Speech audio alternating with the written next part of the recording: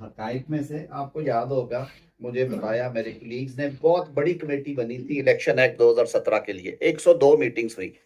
ये प्रोविजन 215 जो है, ये पीटीआई के इसरार पे उसे रीड्राफ्ट किया गया था और उन्होंने कहा कि पार्टी इलेक्शंस के ऊपर डायरेक्ट निगरानी होनी चाहिए, इलेक्शन कमीशन का इख्तियार होना चाहिए ताकि मॉक इलेक्शन। उस वक्त चीफ इलेक्शन कमिश्नर उनके साथ थे, आजकल वो नून लीग के साथ थे, इसलिए इसलिए ये हकीकत है। ये जो अरुण साहब ने 2 दिन पहले सीनियर जजेस की सुप्रीम कोर्ट में जो अपॉइंटमेंट, उस हवाले से वकार सेठ साहब की पिटीशन फिक्स होने का मुतालबा किया है। आप भी समझते हैं कि वो केस लगना चाहिए और जो आउट ऑफ टर्न जजेस सुप्रीम कोर्ट में आए हैं उनको वापस हाई कोर्ट में भेजना चाहिए?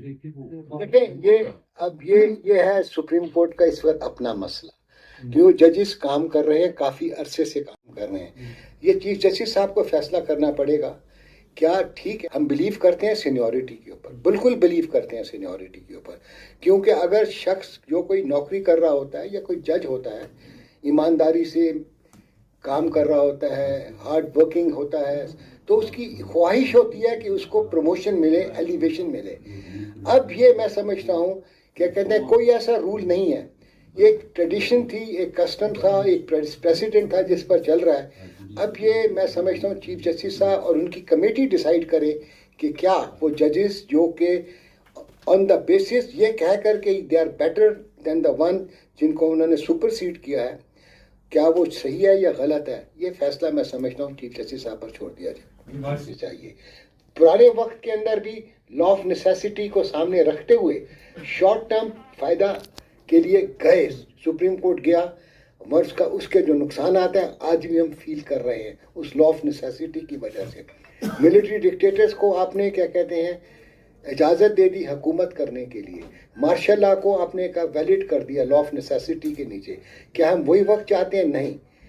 अगर उस फैसले के अंदर कोई कबाहत है, और अब तो क्या कहते हैं रिव्यू फाइल कर सकते हैं, अपील फाइल कर सकते हैं, बड़ी बेंच के पास जा सकता है, उनको जिनके खिलाफ फैसला आया वो भी अपने सोचें उनसे क्या गलतियां हुई हैं, क्या कोताहियां हुई हैं।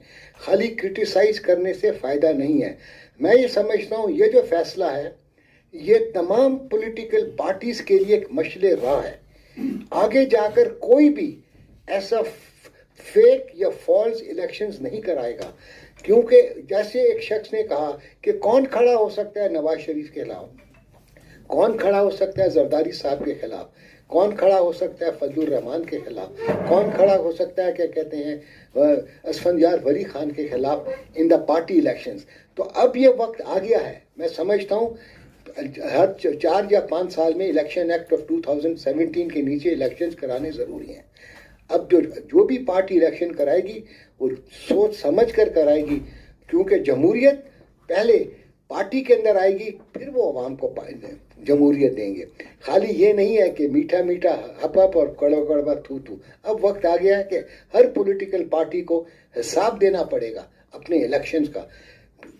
कमरे के अंदर बैठ के इलेक्शंस नहीं होंगे। आई थिंक ये बहुत अच्छा फैसला है। अभी कड़वा लग रहा है मगर आपको ये मीठा लगेगा, इंशाल्लाह देखेंगे एक वक्त आएगा। Thank you. चेयरमैन साहब की एक इंटरेस्टिंग आपके लिए एक हकाइक में से आपको याद होगा, मुझे बताया मेरे कलीग्स ने, बहुत बड़ी कमेटी बनी थी इलेक्शन एक्ट 2017 के लिए, 102 मीटिंग्स हुई। ये प्रोविजन 215 जो है, ये पीटीआई के इसरार पे उसे रीड्राफ्ट किया गया था और उन्होंने कहा कि पार्टी इलेक्शंस के ऊपर डायरेक्ट निगरानी होनी चाहिए, इलेक्शन कमीशन का इख्तियार होना चाहिए ताकि मॉक इलेक्शन। उस वक्त चीफ इलेक्शन कमिश्नर उनके साथ थे, आजकल वो नून लीग के साथ थे, इसलिए ये हकीकत है। ये जो अरुण साहब ने 2 दिन पहले सीनियर जजेस की सुप्रीम कोर्ट में जो अपॉइंटमेंट, उस हवाले से वकार